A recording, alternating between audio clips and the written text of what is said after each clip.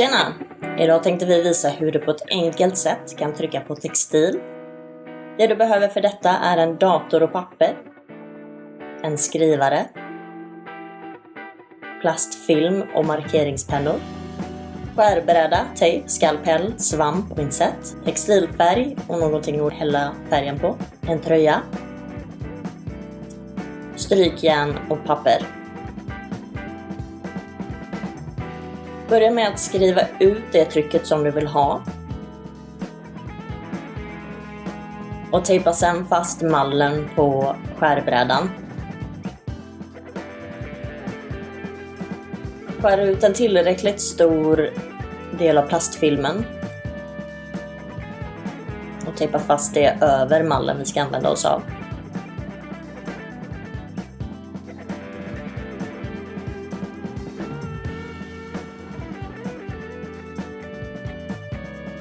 Kalkera av trycket på plastfilmen. Sen är det bara att ta bort mallen och tejpa tillbaka plastfilmen. Nu ska vi skära ut hela trycket med hjälp av skalpellen.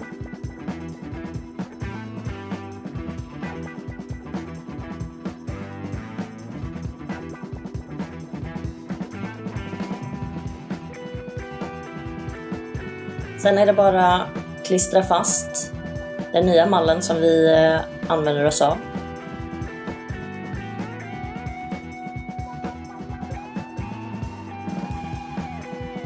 Och hälla ut färgen och börja dutta på.